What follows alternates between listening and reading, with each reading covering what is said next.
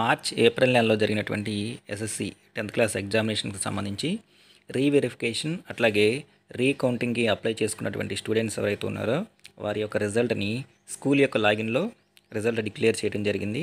ఈరోజు స్కూల్ లాగిన్లో రీవెరిఫికేషను అట్లాగే రీకౌంటింగ్కి అప్లై చేసుకున్నటువంటి స్టూడెంట్స్ యొక్క రిజల్ట్ ఎలా చెక్ చేయాలి, వారి యొక్క ఆన్సర్ షీట్స్ ఏవైతే ఉన్నాయో వాటిని ఎలా డౌన్లోడ్ చేసుకోవాలి అనే విషయం గురించి చూద్దాం. ముందుగా దానికి సంబంధించినటువంటి అఫీషియల్ వెబ్సైట్ bsc.ab.government.in సైటు మనం గూగుల్ సెర్చ్లో కొట్టంగానే మనకి స్క్రీన్ ఎలా కనబడుతుంది.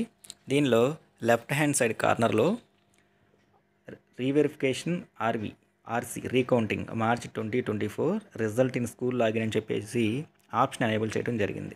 ఆ ఆప్షన్ మీద ప్రెస్ చేయాలి. ప్రెస్ చేసిన తర్వాత ఈ రీకౌంటింగ్ రీవెరిఫికేషన్ ఏవైతే ఉన్నాయో అవి ఆన్సర్ స్క్రిప్ట్స్కి సంబంధించి కేవలం స్కూల్ లాగిన్లో మాత్రమే అందుబాటులో ఉన్నాయి. కాబట్టి స్టూడెంట్స్ ఎవరు కూడా వాళ్ళు ఇండివిజువల్ లాగిన్లో ఇండివిజువల్గా అంటే ఎవరికి వాళ్ళు ఓన్గా చూసుకోవడానికి అవకాశం లేదు. స్కూల్ లాగిన్లో మాత్రమే చూసుకోవాలి. దానికి సంబంధించి SSC school code password enter చేసి స్కూల్ లాగిన్లోకి ముందు లాగిన్ అవ్వాలి. లాగిన్ అయిన తర్వాత మనకి ఇక్కడ లెఫ్ట్ హ్యాండ్ సైడ్ వచ్చేసరికి list of candidates in school apply for reverification recounting apply చేసుకున్న వాళ్ళది, అట్లాగే రీవెరిఫికేషన్కి ఫీజు పే చేసిన వాళ్ళ లిస్టు, రీకౌంటింగ్కి ఫీజు ఏదైతే ఉందో అది పే చేసిన వాళ్ళ యొక్క లిస్టు. నెక్స్ట్ కొంచెం కిందకి వెళ్తే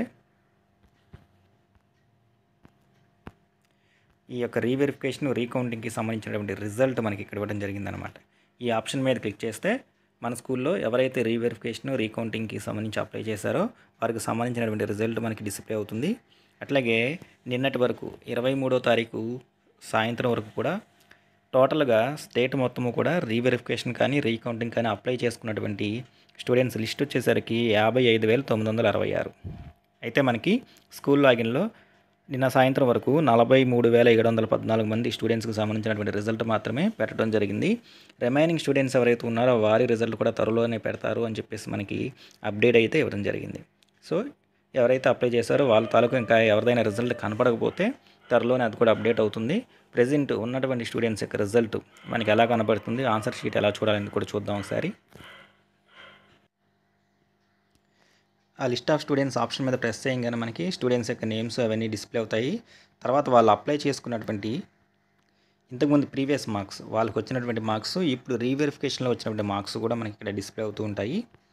దాని ఎదురుగుంటానే మనకి download report or answer script అని చెప్పేసి ఆప్షన్ ఉంది. దీని మీద ప్రెస్ చేస్తే కన్సర్న్ స్టూడెంట్కి సంబంధించినటువంటి మార్చి నెలలో తాను రాసినటువంటి జవాబు పత్రాలు ఏవైతే ఉన్నాయో వాటికి సంబంధించినటువంటి పీడిఎఫ్ మనకు ఓపెన్ అవుతుంది. అది కూడా మనం ఒకసారి చూద్దాం. దాని మీద క్లిక్ చేయగానే మనకి ఇలా కనబడుతుంది సబ్జెక్టు అని చెప్పేసి సబ్జెక్ట్ యొక్క నేము. నెక్స్ట్ ఎటువంటి మార్పులు చేర్పులు కనుక లేకపోతే there is no change in your marks అని చెప్పేసి కనబడుతుంది.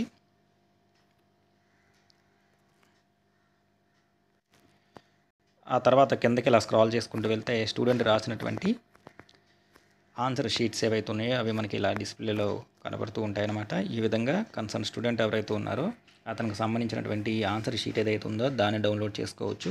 ఇలా ఎంతమంది అయితే మన స్కూల్ నుంచే అప్లై చేశారో వారందరికి సంబంధించినటువంటి రిజల్ట్ మార్క్స్ ఏమైనా చేంజ్ అయితే చేంజ్ అనేది కనబడతాయి, లేకపోతే దేర్ ఈజ్ నో చేంజ్ అని కనబడుతుంది. ఆన్సర్ షీట్స్ ఏవైతే ఉన్నాయో వాటిని మనం ప్రింట్అవుట్ కూడా తీసుకోవచ్చు అనమాట.